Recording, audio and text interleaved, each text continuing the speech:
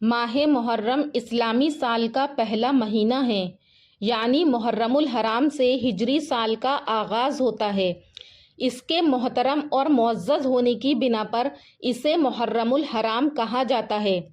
نیز قرآن کریم میں 12 مہینوں میں سے جن 4 مہینوں کو خصوصی حرمت اور تقدس حاصل ہے، ان 4 عظمت والے مہینوں میں سے بھی پہلا بالاتفاق محرم الحرام کا ہی مہینہ ہے۔ رجب، ذی قعدہ اور ذی الحجہ بھی اس میں شامل ہیں۔ مسلم شریف کی ایک روایت میں ماہ محرم کو اس کے شرف کی وجہ سے شہر اللہ یعنی اللہ کا مہینہ کہا گیا ہے۔ محرم الحرام کی اس بزرگی اور برتری کی بنا پر حدیث میں ارشاد فرمایا گیا ہے کہ رمضان کے بعد سب مہینوں سے افضل محرم الحرام کے روزے ہیں، اور فرض نمازوں کے بعد تہجد کی نماز افضل تر ہے۔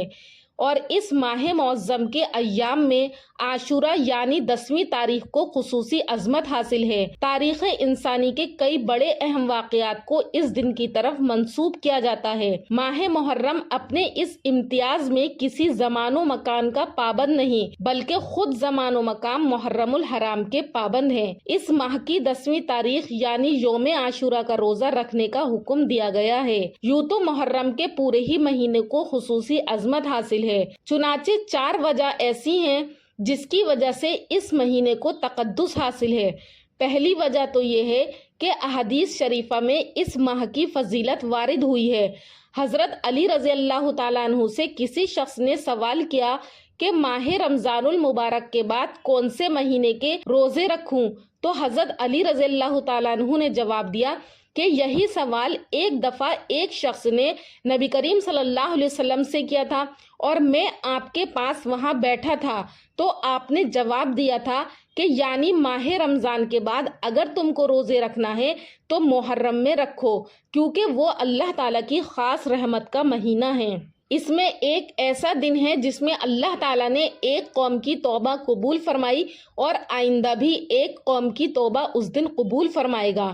اسی طرح حضرت ابو ہریرہ رضی اللہ تعالیٰ عنہ سے روایت ہے کہ نبی کریم صلی اللہ علیہ وسلم نے ارشاد فرمایا، یعنی ماہ رمضان المبارک کے روزوں کے بعد سب سے افضل روزہ ماہ محرم الحرام کا ہے۔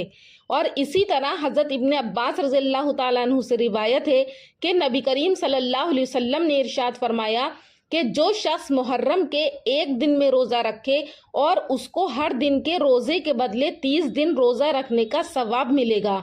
انبیاء علیہ السلام کی شریعتیں اس بات پر متفق ہیں کہ ان 4 مہینوں میں ذی قعدہ، ذی الحجہ، محرم الحرام اور رجب میں ہر عبادت کا ثواب اور دنوں سے زیادہ ہوتا ہے، اور ان میں اگر کوئی گناہ کرے تو اس کا وبال اور عذاب بھی زیادہ ہی ہوگا۔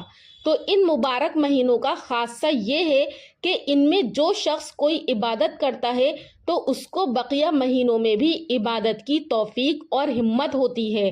اسی طرح جو شخص کوشش کر کے ان مہینوں میں اپنے آپ کو گناہوں اور برے کاموں سے بچا لے تو سال کے باقی مہینوں میں بھی اس کو ان برائیوں سے بچنا آسان ہو جاتا ہے۔ اس لیے ان مہینوں سے فائدہ نہ اٹھانا یہ ایک بہت بڑا نقصان ہے۔ محرم کی اہمیت کا اندازہ ان عظیم واقعات سے بھی ہوتا ہے جو مختلف انبیاء اور رسول اور ان کی امتوں کے ساتھ پیش آئے ہیں۔ اسلام سے پہلے بھی حرمت والے مہینوں کا بڑا احترام کیا جاتا تھا، اور عرب اور جہالت کے باوجود ان مہینوں میں بھی جنگ و جدال اور قتل و غارت گیری سے عرب کے لوگ باز رہتے تھے۔ تاہم اللہ تعالیٰ نے سورہ توبہ میں وضاحت فرما کر پورے سال کے 12 مہینے مقرر فرما دیے، اور حرمت والے مہینوں کا تعین بھی فرما دیا جو ابتدا سے اسی ترتیب سے تھے، اور ماہ محرم الحرام حرمت والے مہینوں میں سے ایک ہے۔ اسی مہینے کی اسلام میں بڑی اہمیت ہے۔ مسلمانوں کو چاہیے کہ اس مہینے میں طہارت و پاکیزگی کا خصوصی اہتمام کریں، اور فرض کے ساتھ نفلی عبادات پر بھی توجہ دیں، تو ان کی زندگیوں پر اچھے اثرات ہوں گے، کیونکہ ایسے فضیلت والے مہینوں میں اللہ کی رحمت خصوصی طور پر نازل ہوتی ہے۔ احادیث مبارکہ میں بہت سارے ایسے اعمال بیان کیے گئے ہیں جن پر عمل کی برکت سے رزق میں برکت ہوتی ہے، تو ہمیں چاہیے کہ ایسے اعمال کو اپنا کر رزق میں برکت کے حقدار بنیں اور اپنی اور دوسروں کی زندگیوں میں آسانی لائیں۔ قارئین کرام، محرم الحرام کس قدر عظمت و برکت والا مہینہ ہے اور اس مہینے میں روزوں کی کیسی فضیلت ہے، بالخصوص عاشورہ کے روزے کی، تو یہ سب احادیث اظہر من الشمس ہیں۔ اللہ پاک کی بارگاہ میں دعا ہے کہ ہمیں اس مہینے کی برکت و فضیلت سے مالا مال فرمائے۔